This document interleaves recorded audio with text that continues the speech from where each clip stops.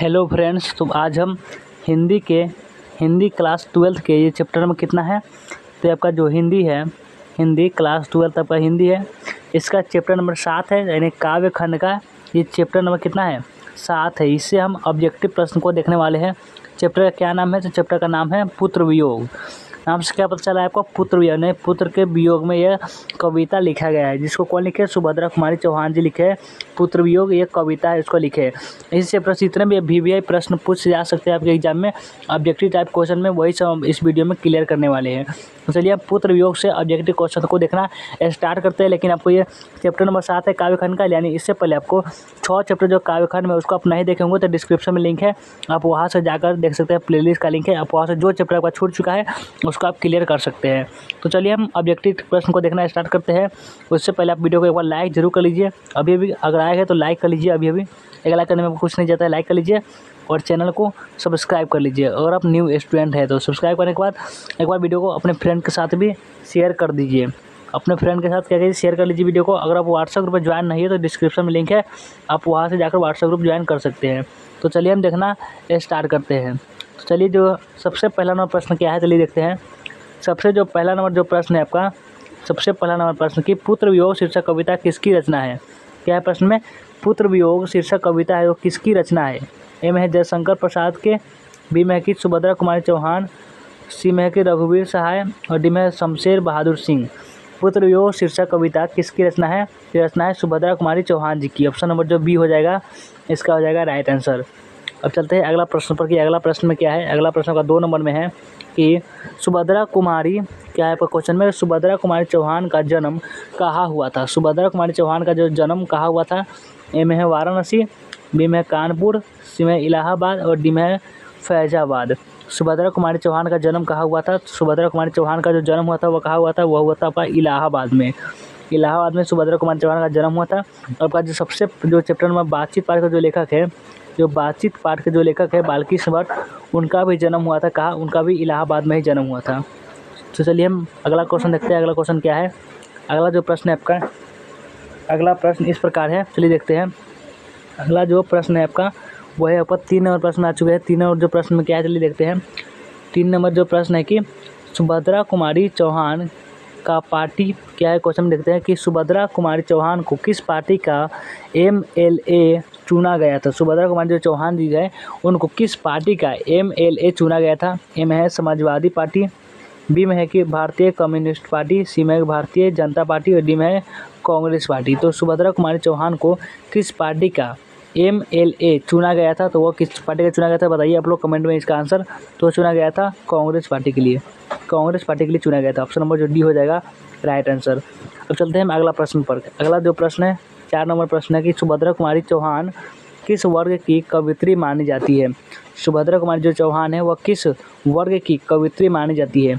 ए में है कटु यथार्थवादी वर्ग, बी में है कि राष्ट्रीय भावधारा, सी में है कि भक्ति भावधारा, डी में है कि इनमें से कोई नहीं। तो सुभद्रा कुमारी जो चौहान किस वर्ग की कवित्री मानी जाती है? तो वह मानी जाती है राष्ट्रीय भावधारा की कवित्री मानी जाती है, जो आपका ऑप्शन नंबर कितना में दिया हुआ है? ऑप्शन नंबर बी में ही दिया हुआ है। अब चलिए अगला प्रश्न पर। तो अगला जो प्रश्न है आपका इस प्रकार है। अगला प्रश्न 5 नंबर प्रश्न आ चुके हैं, जो बहुत ही VVI प्रश्न है कि सुभद्रा कुमारी चौहान की कौन सी कीर्ति नहीं है? इनमें से कौन सी जो सुभद्रा कुमारी चौहान की जो कीर्ति नहीं है? इनमें है बिखरे मोती, बी में है कि मुकुल, सी में है कि प्रायश्चित और डी में है कि त्रिधारा। तो सुभद्रा कुमारी चौहान की कौन सी कीर्ति नहीं है? तो जो आपका ऑप्शन नंबर जो सी है प्रायश्चित, ये सुभद्रा कुमारी चौहान की नहीं हो जाएगा, जो आपका ऑप्शन नंबर सी में दिया हुआ है। और हम चलिए अगला प्रश्न, अगला जो प्रश्न है आपका 6 नंबर प्रश्न है कि 6 नंबर प्रश्न में क्या है, चलिए देखते हैं। इसमें है कि इसमें यह लिखा हुआ है सुभद्रा कुमारी चौहान की कौन सी कीर्ति है? इनमें से कौन सी है सुभद्रा कुमारी चौहान की कीर्ति है? अभी हमने देखा था कि सुभद्रा कुमारी चौहान की कीर्तियाँ नहीं है। अब देख रहे हैं कि सुभद्रा कुमारी चौहान की कौन सी कीर्ति है? ए में है कि इरावती, बी में है पद्मावती, सी में काठ का सपना और डी में है कि सभा के खेल। सुभद्रा कुमारी चौहान की कौन सी कीर्ति है? तो कौन सी कीर्ति है? तो जो सभा का खेल है वह सुभद्रा कुमारी चौहान जी की कीर्ति है, जो आपका ऑप्शन नंबर डी हो जाएगा इसका राइट आंसर। और हम चलते हैं अगला प्रश्न पर कि अगला प्रश्न में क्या है। अगला जो प्रश्न है आपका 7 नंबर प्रश्न है। 7 नंबर प्रश्न सुभद्रा जी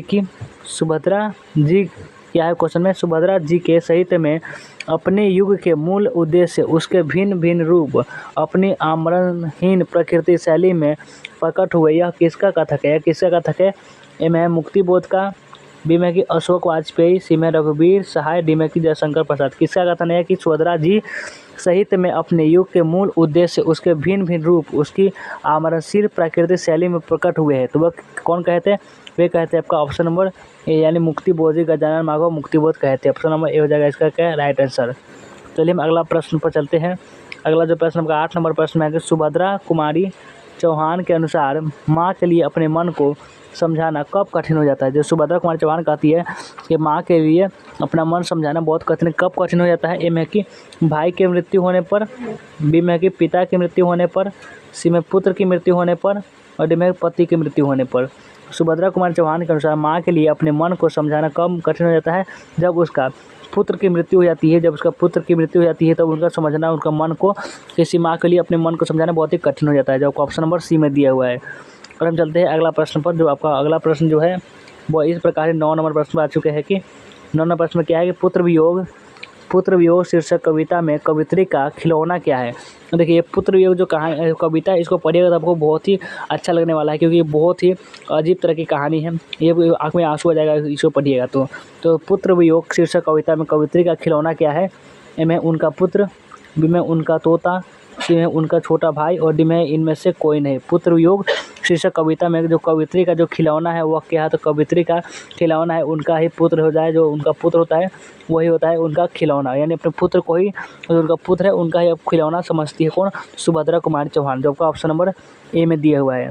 तो हम चलते हैं अब अगला प्रश्न पर। तो चलिए हम चलते हैं अगला प्रश्न आपका 10 नंबर प्रश्न में आ चुके हैं कि सुभद्रा कुमारी चौहान अपनी पढ़ाई क्या है? सुभद्रा कुमारी चौहान अपनी पढ़ाई छोड़कर किस आंदोलन में सक्रिय भूमिका निभाने लगी? सुभद्रा कुमारी चौहान अपनी पढ़ाई छोड़कर किस आंदोलन में सक्रिय भूमिका निभाने लगी? ए में सविनय अवज्ञा आंदोलन, बी में कि असहयोग आंदोलन, सी में भारत छोड़ो आंदोलन, डी में दिल्ली चलो आंदोलन। सुभद्रा कुमारी चौहान अपनी पढ़ाई छोड़कर किस आंदोलन में सक्रिय भूमिका निभाने लगी? तो वह निभाने लगी थी कौन से आंदोलन में? वह ऑप्शन नंबर बी यानी असहयोग आंदोलन में। असहयोग आंदोलन में सुभद्रा कुमारी चौहान भूमिका निभाने लगी थी, तो अपने पढ़ाई को छोड़कर। और हम चलते हैं अगला प्रश्न पर। अगला जो प्रश्न है इस प्रकार है, चलिए देखते हैं। अगला प्रश्न है आपका ये 11 नंबर प्रश्न आ चुके हैं। 11 नंबर प्रश्न है कि पुत्र वियोग कविता में क्या है? पुत्र वियोग कविता में कवित्री ने अपने असामाजिक मृत पुत्र के लिए किस शब्द का प्रयोग नहीं किया है? पुत्र वियोग कविता में कवित्री ने अपने असामायिक मृत पुत्र के लिए किस शब्द का प्रयोग नहीं किया है? बताइए इसमें से। ए में खिलौना, बी में कि छौना, सी में खोया धन, और डी में कि अनमोल रतन। किस शब्द का प्रयोग नहीं किया है? तो अनमोल रतन जो है इस शब्द का, अनमोल रतन शब्द का प्रयोग नहीं किया है सुभद्रा कुमारी चौहान, जो आपका ऑप्शन नंबर जो डी हो जाएगा इसका राइट आंसर। और हम चलते हैं अगला प्रश्न पर। अगला जो प्रश्न है आपका 12 नंबर प्रश्न में है कि 12 नंबर जो प्रश्न है कि सुभद्रा कुमारी चौहान का जीवन सूना सूना क्यों हो रहा है? सुभद्रा कुमारी चौहान जी का जो जीवन है वो सूना सूना क्यों हो रहा है? तो ए में दिया हुआ है क्या? चलिए तो ए में दिया हुआ है कि पति के दूर जाने के कारण, और बी में है जेल जाने के कारण, सी में कि पुत्र की असमय निधन के कारण, और डी में इनमें से कोई नहीं। सुभद्रा कुमारी चौहान का जो जीवन सूना सूना क्यों हो गया है? सूना सूना इसलिए हो गया है क्योंकि उनके पुत्र का मृत्यु हो चुका है। क्या हो गया? उनके पुत्र का मृत्यु हो चुका है, जो ऑप्शन नंबर सी में दिया हुआ है इसका राइट आंसर। और हम चलते हैं अब अगला प्रश्न जो है, अगला प्रश्न पर चलते हैं। अगला प्रश्न आ चुका है 13 नंबर प्रश्न है। अगला प्रश्न की 13 नंबर प्रश्न में क्या है चलिए देखते हैं। सुभद्रा कुमारी चौहान स्वयं को असहाय क्यों कहती है? सुभद्रा कुमारी चौहान जी जो है वह स्वयं को, अपने आप को असहाय क्यों कहती है? ए में है पिता वियोग के कारण, बी में पुत्र वियोग के कारण, सी में पति वियोग के कारण, और डी में इनमें से कोई नहीं। सुभद्रा कुमारी चौहान स्वयं का असहाय क्यों कहती है? वह इसीलिए कहती है क्योंकि उनका पुत्र का मृत्यु हो चुका है, इसलिए अपने आप को क्या कहती है? असहाय कहती है, विवश कहती है, वो कुछ नहीं कर सकती।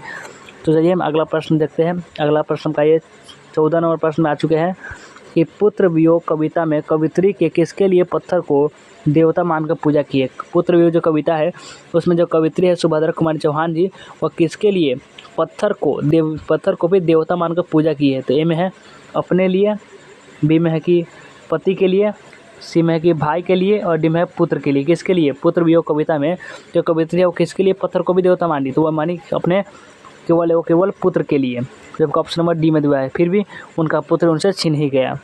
और चलते हैं अगला प्रश्न पर। अगला जो प्रश्न है वो अगला प्रश्न आपका ये 15 नंबर प्रश्न में क्या है, चलिए देखते हैं कि गुलामी का नशा किसकी रचना है। गुलामी का जो नशा एक रचना है वो किसकी रचना है। तो ए में दिया हुआ है कि सुभद्रा कुमारी चौहान की, बी में ठाकुर रामनाथ सिंह की, सी में ठाकुर लक्ष्मण सिंह और डी में इनमें से कोई नहीं। गुलामी की नशा है वो किसकी रचना है, तो रचना है आपका ठाकुर रामनाथ सिंह की। किसकी रचना है, ठाकुर रामनाथ सिंह की, जो का ऑप्शन नंबर बी में दिया हुआ है। और हम चलते हैं अगला प्रश्न पर चलते हैं। और चलिए हम अगला प्रश्न पर बढ़ते हैं। अगला प्रश्न 16 नंबर में है कि सुभद्रा कुमारी चौहान के पति का नाम क्या था। सुभद्रा कुमारी चौहान के पति का नाम क्या था। ए में ठाकुर लक्ष्मण सिंह, बी में है कि ठाकुर दीनदयालु सिंह, सी में है कि ठाकुर रामेश्वर सिंह और डी में ठाकुर रामप्रीत सिंह। सुभद्रा कुमारी चौहान के पति का नाम बताइए। सुभद्रा कुमारी चौहान का जो पति का नाम था वो क्या था कि Thakur Lakshman Singh. Option number A हो जाएगा इसका राइट आंसर। और हम चलते हैं अगला प्रश्न पर। अगला प्रश्न क्या दिया हुआ है। अगला जो प्रश्न है आपका ये 17वां प्रश्न है। 17वां प्रश्न में क्या है कि बिखरे मोती क्या है। क्वेश्चन है, पढ़िए ध्यान से पढ़िए इसको, आप पढ़िए जल्दी जल्दी कि बिखरे मोती क्या है। ए में उपन्यास, बी में कि काव्य संकलन, सी में निबंध संकलन, डी में कहानी संग्रह। बिखरे मोती क्या है, तो बिखरे मोती जो है वो आपका कहानी संग्रह है। ऑप्शन नंबर जो डी हो जाएगा इसका राइट आंसर। और हम चलते हैं अगला प्रश्न जो आपका 18 नंबर प्रश्न में है। 18 नंबर प्रश्न में सहोज स्मृति किसकी रचना है। सहोज स्मृति किसकी रचना है। ए में पंत की, बी में निराला की, सी में महादेवी वर्मा की और डी में सुभद्रा कुमारी चौहान की। सरोज स्मृति किसकी रचना है, तो सरोज स्मृति जो है वो किनकी रचना है। ऑप्शन नंबर बी यानी निराला की रचना है। ऑप्शन नंबर बी हो जाएगा इसका क्या राइट आंसर। और हम चलते हैं अगला प्रश्न पर। अगला जो प्रश्न है, अगला प्रश्न आ चुका है, अब खत्म ही होने वाली, ज़्यादा प्रश्न नहीं बचा हुआ है। 9 नंबर प्रश्न में है कि क्रास्थवेट गर्ल्स स्कूल में सुभद्रा कुमारी चौहान की प्रिय मित्र कौन थी। क्रास्थवेट गर्ल स्कूल में सुभद्रा कुमारी चौहान की जो सबसे प्रिय मित्र थी वो कौन सी।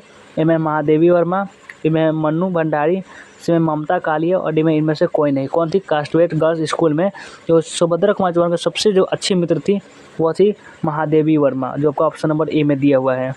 और हम बढ़ते हैं अगला प्रश्न की ओर, अगले प्रश्न की ओर बढ़ते हैं।